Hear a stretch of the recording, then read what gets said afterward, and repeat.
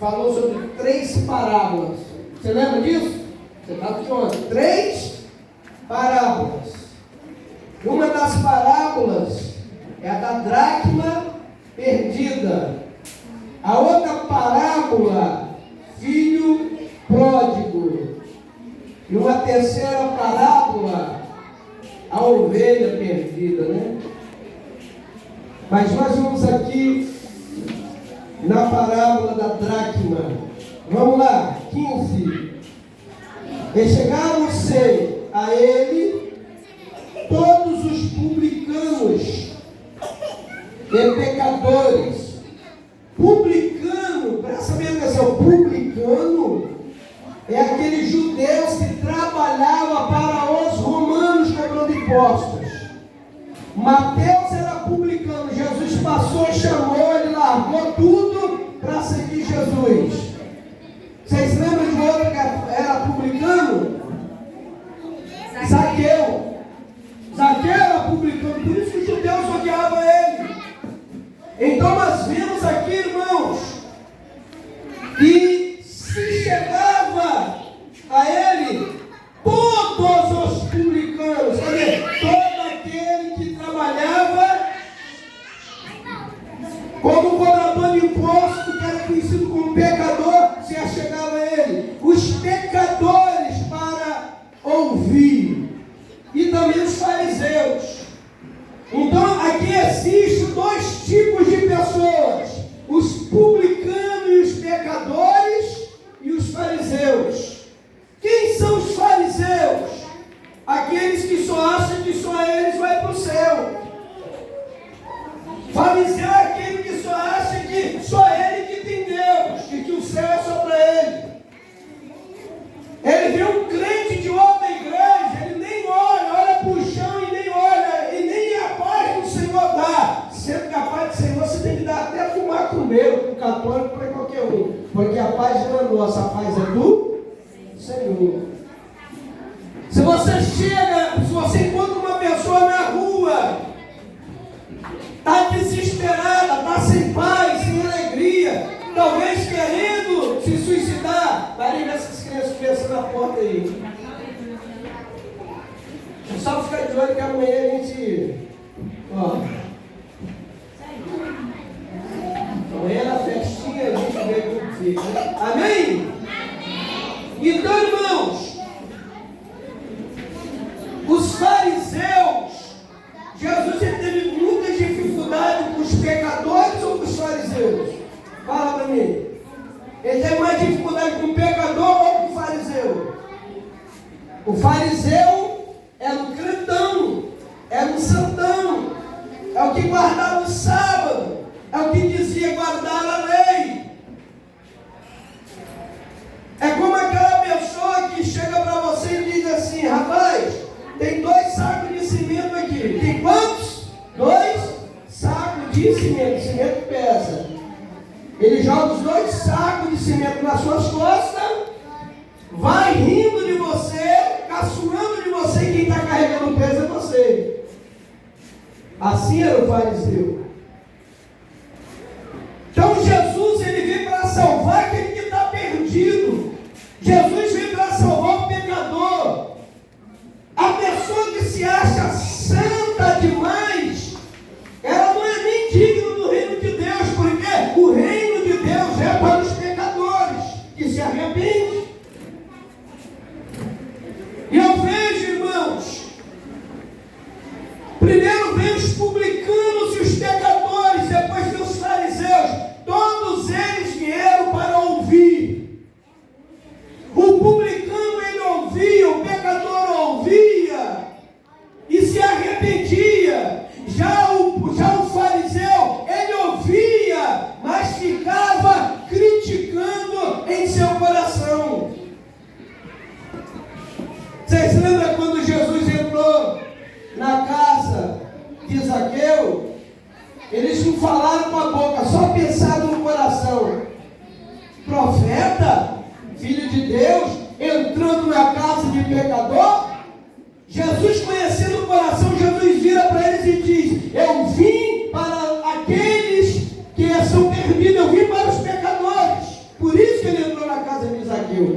que Zaqueu realmente se arrependeu.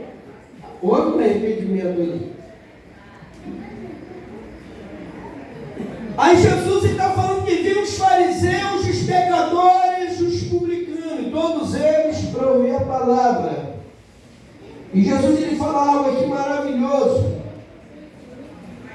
Chegando-se a ele todos os publicanos, pecadores para ouvir, e os fariseus e os escribas, o que eles faziam? Murmuravam. Os pecadores vinham para quê? Para ouvir. E os publicanos vinham para murmurar. Isso acontece em todo lugar. Eu só às vezes é crente. Você é lá daquela igreja, aquele povo tudo rebelde, aquelas mulheres cheias de pombagira, tem crente botando pombagira de outro crente. Aqui mesmo em Limeira já teve pessoas que passou por mim, crente, porque eu estava de bermuda, virou a cara para lá, não dá uma paz do Senhor. Eu tenho certeza que tem pessoas que frequentam a base aqui. Se você falar, não, eu sou lá da base, pastor Isaías, e esse crente rebelde lá, que monte de crente que. Porque eles acham que o céu é só para eles. Desde que nós abrimos a base aqui, eu sempre ensino o quê? É claro que ninguém vai viver no pecado. Mas Jesus veio para o pecador. Quando João Batista estava na beira do Jordão, ele começa lá em Mateus capítulo 3, versículo 10, ele diz assim: olha, o machado está sobre a raiz das árvores, e toda árvore que não der fruto será cortada e lançada no fogo. Jesus estava falando para aqueles que estavam ouvindo e se arrependendo, ou falando para os fariseus? Quem acha que os fariseus levanta a mão? Os fariseus, irmãos. Ele não estava falando para quem ouvia e se arrependia. Ele estava dizendo para os fariseus que já conheciam a lei, viviam fazendo sacrifícios, levando as suas ofertas aos altares. Eles guardavam a lei, mas não sabiam o que era realmente servir a Deus. Você sabe o que acontece no Velho Testamento? É como você está na tua casa, você varre a sua casa todinha, limpa, aí chega a visita na tua casa e olha, rapaz, que casa cheirosa, e até sai dizendo bem, falando bem, rapaz, fui na casa lá da fulana, ela é caprichosa, a sala limpinha, a cozinha limpinha, tudo limpinho, mas o lixo atrás do sofá, atrás da geladeira, o lixo escondido em algum lugar. Então, no Velho Testamento, as pessoas que viviam debaixo da lei, nem Moisés conseguiu obedecer às leis. O único que obedeceu às leis só foi um, Jesus, porque nele ninguém achou pecado. Já disse aqui várias vezes que aquele que diz que não tem pecado, ele é mentiroso. Se eu falar para você que não tem pecado, eu sou o quê? E todo mentiroso é filho de quem? Do diabo.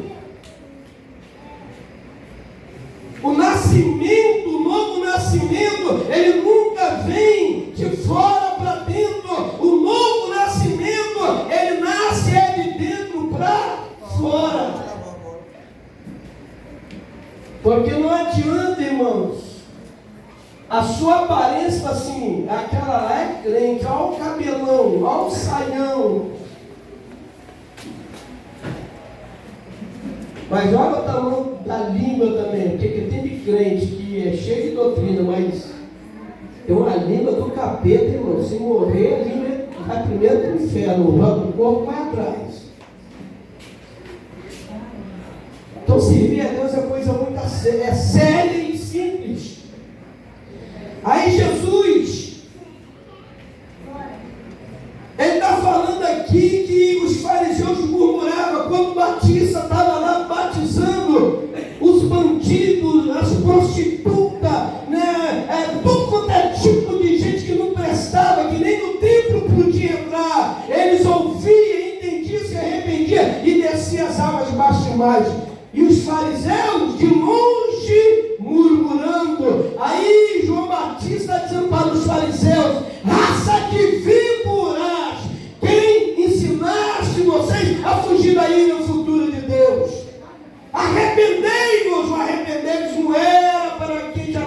arrependido se batizando. Era para aquele que estava murmurando. O que a pessoa do teu lado aí você lá naquele dia vai sentir de surpresa. Tudo que ele fala para ela vai sentir de surpresa. Tem muita gente que a gente achava que ia para o céu e vai lá para o Beleléu, vai lá para a cinta dos infernos. E às vezes você olha aquela pessoa e aquela ali já está entregue. E às vezes vai para o céu naquele grande dia. Porque coração só quem conhece é Deus. Porque viver de aparência é fácil, irmãos. Amém? É fácil viver de aparência. Então o pecador sabia que era pecador, precisava do perdão, se arrependia e se batizava. Os fariseus só murmuravam. Aí Jesus vem com aquela parábola maravilhosa. E ele lhes propôs uma parábola dizendo: que o homem dentre vós, tendo 100 ovelhas, perdendo uma delas, não deixa no deserto as 99 e não vai após a perdida até que venha achá-la. E achando-a, a põe sobre os seus ombros. Gostoso? E chegando em casa, convoca os amigos, vizinhos, dizendo-lhes: alegrai-vos comigo, porque já achei minha ovelha perdida. Digo-vos que assim haverá alegria no céu por um pecador que se arrepende, mais do que 99 juntos que não necessitam de arrependimento. Amém? E ele continua depois, numa outra pregação, vamos falar sobre as dracmas. Porque a mulher que perde a dracma é a igreja. A dracma é aquele que frequenta a igreja. A lamparina é o Espírito. Mas depois nós vamos falar sobre isso na sequência dos outros cultos. Amém? Então Jesus ele começa falando de quê? De uma ovelha perdida. A ovelha está falando de quê? De natureza. Repete comigo: natureza. Eu gostaria que vocês olhassem aqui para frente, prestassem atenção na palavra, porque não deixa a palavra o inimigo tirar do seu coração. Não. A palavra é a coisa mais importante do culto. Jesus aqui está falando de natureza, porque a vaca tem a sua natureza. O cachorro tem sua natureza, a galinha tem sua natureza. Quer ver eu dar um exemplo? Um homem achou um filhote de águia. Vocês já ouviram isso? Um homem achou um filhote de águia. Ele achou um filhote de águia e levou para casa. Era igual um pintinho. O que ele fez? Colocou junto, a galinha tinha vários pintinhos, colocou junto e a galinha aceitou, Daniel. A galinha aceitou aquele filhote de águia como se fosse um filhinho dela, um pintinho. Só que os pintinhos cresceram, se tornaram frangos grandes, e havia que uma diferença entre as galinhas, os galos e a águia. Por ele crescer junto com aqueles pintinhos, galinha não olha para o céu. Alguma vez você já viu uma galinha olhando para o céu? Hã? Galinha já sabe galinheiro olhando para o chão. E o que passar, pico é assim? A natureza da galinha é olhar para o chão. A galinha tem asa, mas não voa. É muito difícil uma galinha voar. Ela corre, bate as asas, mas voar igual um pássaro, nunca. Aí chegou um amigo, olhou assim e disse: rapaz, aquilo é uma águia. Você é. Mas no meio das galinhas, a águia ciscando como galinha, comendo minhoca no chão com as galinhas, porque era pintinho, cresceu e se acostumou com aqueles bichos ali. Aí aquele homem disse: rapaz, galinha é galinha, águia é águia. E o dono falou assim: mas eu salvei a vida dele.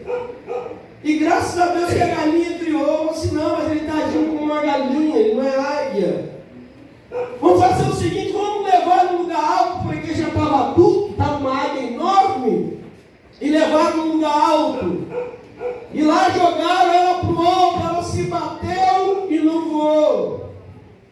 Aí o moço falou assim, não, vamos levar no lugar mais alto.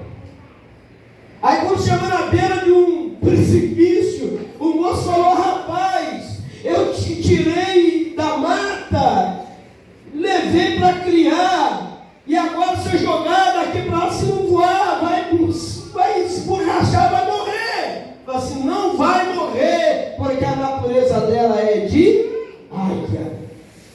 E quando foi na beira da pedra que jogou, a águia abriu os dois asão e saiu voando. E toda águia, quando ela voa em direção ao sol. Você pode aplaudir o Senhor Jesus? A águia, ela voou em direção às nuvens. Aquele homem pensou que a águia iria voltar, porque foi criada por ele. A águia subiu as nuvens e sumiu, desapareceu, nunca mais ninguém viu. Então o amigo dele fez com que ele abrisse os olhos. A águia, ela lá das nuvens, ela enxerga um rato andando aqui na terra, um coelho, ela desce em alta velocidade, tem águia que pesca. Lá do alto ela vê um peixe, vai lá e pega. Uma cobra. A águia tem visão, a águia tem força, a águia tem garra. E todas as vezes que ela voa para lugares altos, porque o sol da força para ela voar. E o que a gente aprende com isso? Então, irmãos, a natureza da galinha é olhar para o chão e ficar ciscando. E depois se pensar em para a panela, né? Tem um monte de matador de galinha aqui que eu sei. O Elza é um, pode ver, coloca o pescoço do bichinho. Amém? Não é verdade? Aí Jesus, irmãos, ele está falando porque os pastores, eles tinham costume, em Israel de dia, eles colocavam no pasto coberto, por causa do calor, à noite soltava. Mas quando dava já o dia clareando, eles tinham o costume de prender. Tem um texto que diz assim, eu sou um bom pastor, um bom pastor da vida pelas suas ovelhas. Não está falando do pastor Isaías, não, está falando dele. Jesus está falando dele. Em Israel, às vezes tinha um pasto um cercado lá, aí tinha pastor que botava 100 ovelhas, tinha pastor que colocava 500, tinha pastor que colocava 200, tudo no mesmo lugar. E as ovelhas todas se misturavam. Você sabia, Camando, que quando o pastor chegava, quando ele chamava as ovelhas, aquelas ovelhas que eram dele, as que eram de outro pastor não vinha, mas as ovelhas dele vinha até ele tirava. Daqui a pouco chegava o outro pastor, chamava as ovelhas daqui, podia ter 200, 300, porque a ovelha conhece a voz do seu pastor. E Jesus está falando sobre isso. As minhas ovelhas, Jesus falando que as ovelhas dele conhecem a voz dele. Aí está dizendo, olha, um pastor tem 100 ovelhas. Quando ele chegou lá no aprisco ou no pasto, ele contou, porque na época tinha uns lobos, tinha as feras. Ele contou as ovelhas, peraí, está faltando uma. Ele deixou aquelas ovelhas lá no pasto e saiu a procurar a ovelha que estava perdida. Mas ele saiu para procurar o quê?